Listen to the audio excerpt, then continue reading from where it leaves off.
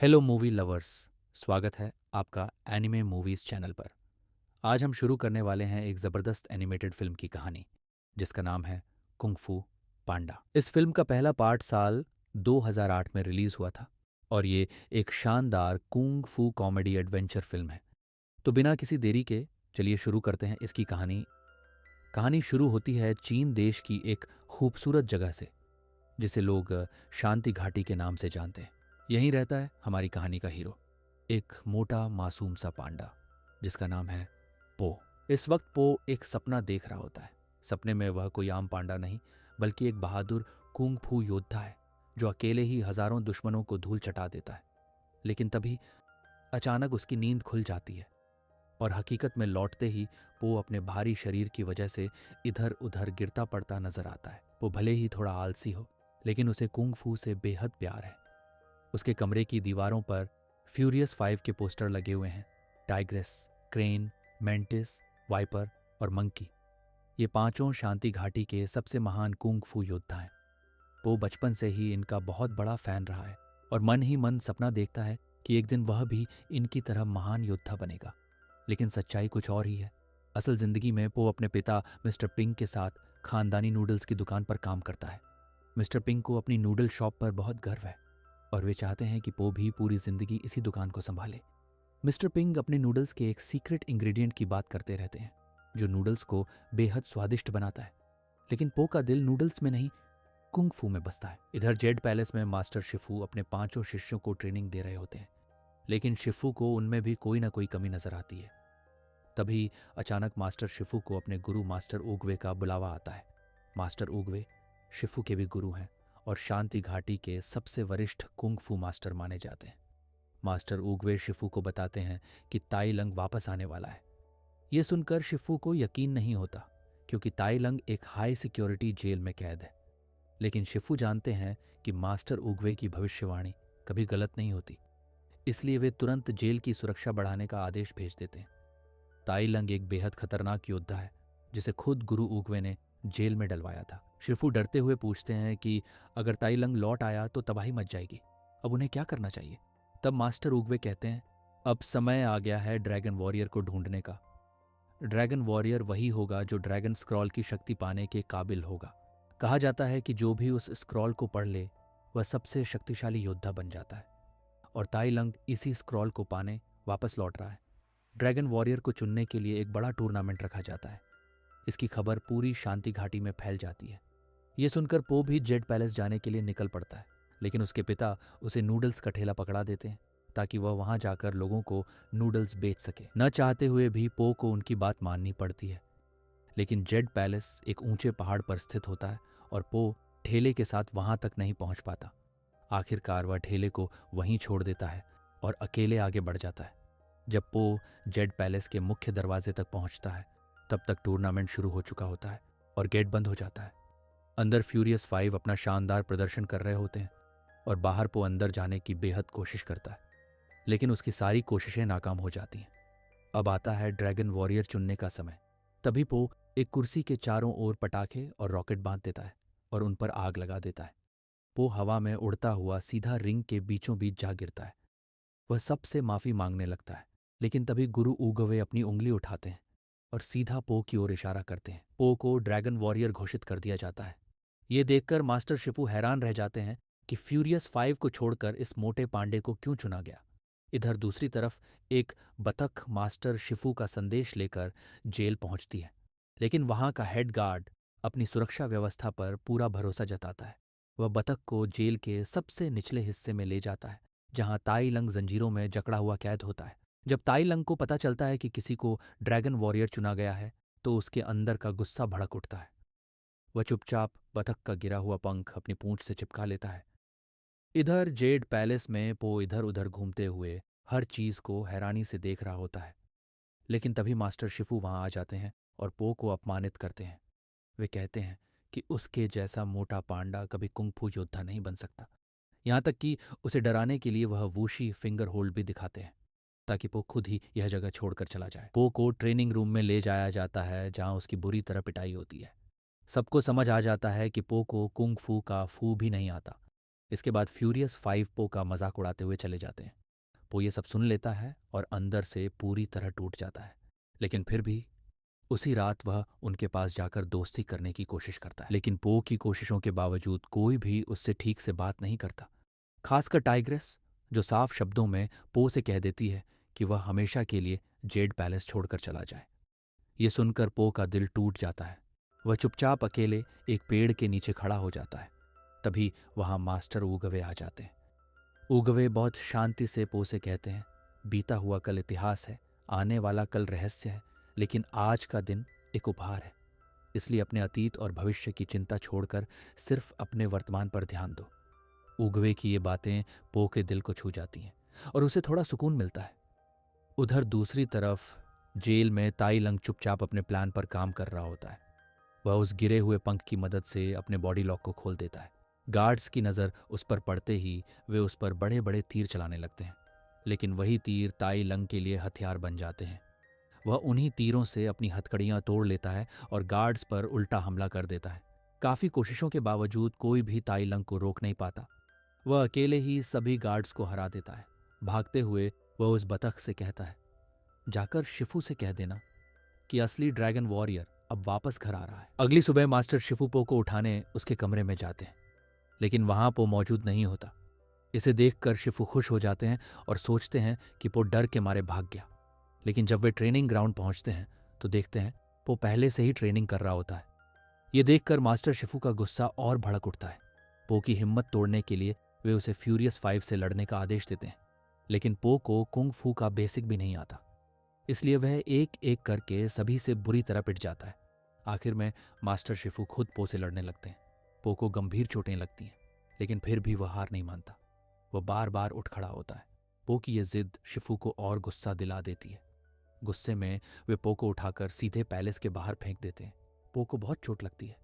Mantis उसका इलाज करता है और बताता है कि मास्टर शिफू बहुत सख्त हैं और किसी से भी प्यार से बात नहीं करते। तभी वहां टाइग्रेस आती है और शिफू की कहानी बताती है। कई साल पहले मास्टर शिफू को ताइलंग अपने दरवाजे पर मिला था। शिफू ने उसे अपने बेटे की तरह पाला। ताइलंग में कुंगफू की जबरदस्त प्रतिभा थी और शिफू ने उसे पूरी मेहनत से ट्रेन किया। धीरे धीरे ताइलंग एक बेहद शक्तिशाली योद्धा बन गया। शिफू ने उसे महान बनने के सपने दिखाए, लेकिन गुरु उगवे उसके अंदर के लालच को पहचान गए और उसे ड्रैगन वॉरियर बनने से मना कर दिया। इसी गुस्से में ताइलंग ने पूरी घाटी में तबाही मचा दी। उसने शिफू पर भी हमला किया और ड्रैगन स्क्रॉल चुराने की कोशिश की। तब गुरु उगवे ने नर्व अटैक से उसे रोक दिया और उसे जेल भिजवा दिया। उस दिन के बाद शिफू का दिल टूट गया और तभी से वे हर किसी के साथ सख्त रहने लगे। इधर घबराया हुआ बतख मास्टर शिफू के पास पहुंचता है और बताता है कि ताइलंग जेल से भाग चुका है। ये सुनकर शिफू डर जाते हैं और गुरु उगवे के पास पहुंचते हैं। शिफू कहते हैं, आपकी भविष्यवाणी सच निकली। ताइलंग वापस आ रहा है और पो उसे कभी नहीं रोक पाएगा। लेकिन उगवे शांति से कहते हैं, पो पर भरोसा करो, उसे एक सच्चा ड्रैगन वॉरियर बनने में मदद करो। इसके बाद गुरु उगवे शिफू को अपनी छड़ी सौंपते हैं और कहते हैं कि अब उनका समय पूरा हो चुका है। शिफू उन्हें रोकने की कोशिश करते हैं, लेकिन उगवे धीरे धीरे हवा में विलीन हो जाते हैं। चारों ओर फूलों की पंखुड़ियां बिखर जाती हैं। इसका मतलब था कि गुरु उगवे अब स्वर्ग सिधार चुके हैं। इधर पैलेस में पो सभी योद्धाओं को नूडल्स खिलाता है। अब उनके बीच अच्छी दोस्ती हो चुकी होती है। मजाक मजाक में पो शिफू की नकल भी करता है, लेकिन तभी पीछे से मास्टर शिफू आ जाते हैं। शिफू सबको बताते हैं कि ताई लंग जेल से भाग चुका है और उसे रोकने की जिम्मेदारी सिर्फ पो की है। लेकिन टाइग्रेस कहती है कि यह मौका उन्हें भी मिलना चाहिए। शिफू साफ कहते हैं, ताई लंग को रोकना पो की किस्मत में लिखा है। यह सुनकर पो डर जाता है और वहां से भाग जाता है। शिफू उसे रोकते हैं और कहते हैं कि सिर्फ वही ताइलंग को हरा सकता है। लेकिन पो पूछता है, आप मेरे जैसे मोटे पांडा को ड्रैगन वॉरियर कैसे बनाएंगे? शिफू के पास इस सवाल का कोई जवाब नहीं होता। इधर फ्यूरियस 5 शिफू की इजाज़त के बिना ताइलंग को रोकने निकल जाते हैं। अगले दिन शिफू किचन में तोड़फोड़ की आवाज़ सुनते हैं। वह देखते हैं कि पो खाने की तलाश में पूरा किचन उलट चुका है।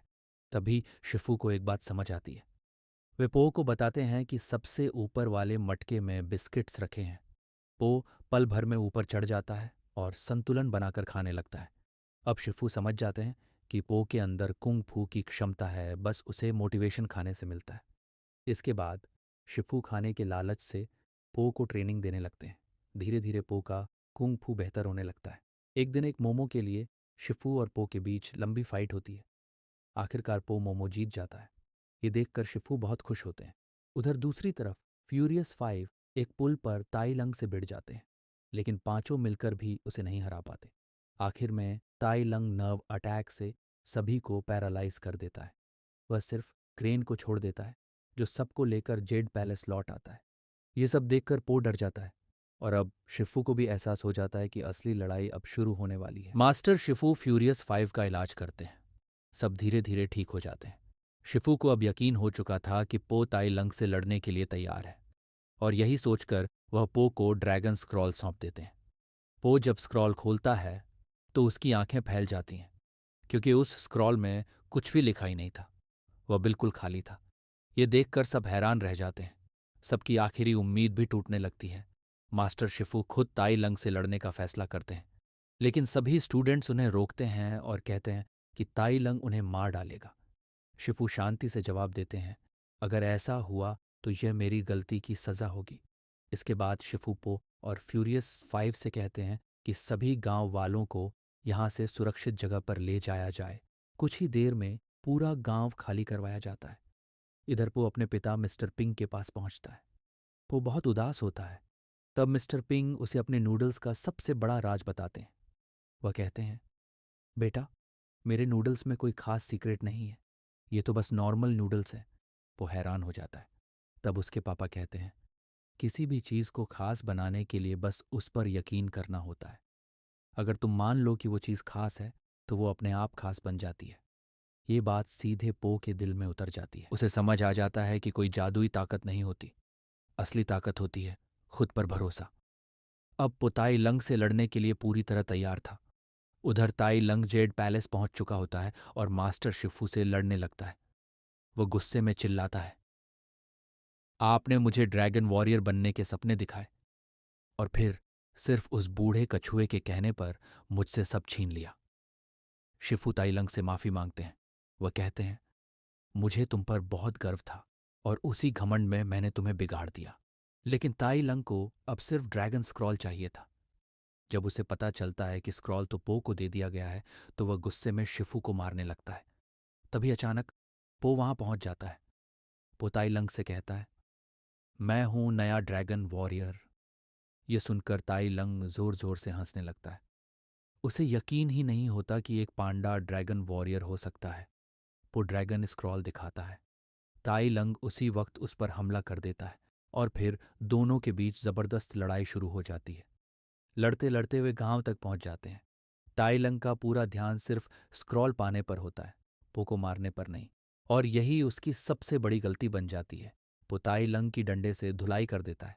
आखिरकार ताई लंग ड्रैगन स्क्रॉल छीन लेता है, लेकिन जैसे ही वह स्क्रॉल खोलता है वह हैरान रह जाता है। स्क्रॉल अब भी खाली था। वो शांति से कहता है, कोई ऐसी चीज नहीं है जो किसी को ताकतवर बना दे। ताकत तो खुद पर भरोसा करने से आती है। यह सुनकर ताई लंग पूरी तरह टूट जाता है। उसने अपनी पूरी जिंदगी स्क्रॉल के पीछे बिता दी थी और आखिर में उसे कुछ भी नहीं मिला। गुस्से में वह पो को नर्व अटैक से पैरालाइज करने की कोशिश करता है, लेकिन पो एक मोटा पांडा था। ताई लंग को उसकी नसें ही नहीं मिलती। पो को बस गुदगुदी होती है। अब पो पूरा कंट्रोल ले लेता है। वह ताई लंग की जबरदस्त पिटाई करता है और अपने पेट से टक्कर मारकर उसे हवा में उछाल देता है। आखिर में पो वूशी फिंगर होल्ड करने लगता है। ये देखकर ताई लंग हैरान होकर पूछता है, क्या शिफू ने तुम्हें ये भी सिखाया? पो मुस्कुराकर कहता है, नहीं, ये तो मैंने खुद से सीखा है। और इतना कहते ही पो अटैक पूरा कर देता है। पूरी घाटी में एक जोरदार शॉकवेव फैल जाती है और ताई लंग का अंत हो जाता है। अब सभी गांव वाले वापस लौट आते हैं और पो की तारीफ करने लगते हैं। फ्यूरियस फाइव सम्मान में पो के सामने सिर झुका देते हैं। मिस्टर पिंग गर्व से सबको बताते हैं, ये है मेरा बेटा ड्रैगन वॉरियर। तभी पो को याद आता है कि मास्टर शिफू बहुत घायल है। वह जल्दी से जेड पैलेस पहुंचता है। शिफू जमीन पर पड़े होते हैं। पो घबराकर पूछता है, क्या आप मर गए? शिफू मुस्कुराकर कहते हैं, नहीं, मैं तो बस आराम कर रहा हूँ। वे पो को हर चीज़ के लिए धन्यवाद कहते हैं। पो ने सिर्फ घाटी में ही नहीं, बल्कि शिफू के दिल में भी शांति ला दी थी। पो शिफू के बगल में लेट जाता है। थोड़ी देर बाद वह पूछता है, क्या आपको कुछ खाने का मन है? शिफू मुस्कुराते हैं, हाँ। और यहीं पर कुंग फू पांडा 2008 खत्म हो जाती है दोस्तों। ये फिल्म ज़बरदस्त सुपरहिट रही थी। इसके अब तक 4 पार्ट्स आ चुके हैं और चौथा पार्ट हाल ही रिलीज़ हुआ है। अगर आप चाहते हैं कि मैं इसके बाकी पार्ट्स भी इसी तरह एक्सप्लेन करूं, तो कमेंट बॉक्स में यस ज़रूर लिखिए। वीडियो अच्छा लगा हो तो लाइक कीजिए, दोस्तों के साथ शेयर कीजिए और चैनल एनिमे मूवाइज़ को सब्सक्राइब करके बेल आइकन ज़रूर दबाइए। मैं आपसे मिलता हूँ अगले वीडियो में। धन्यवाद।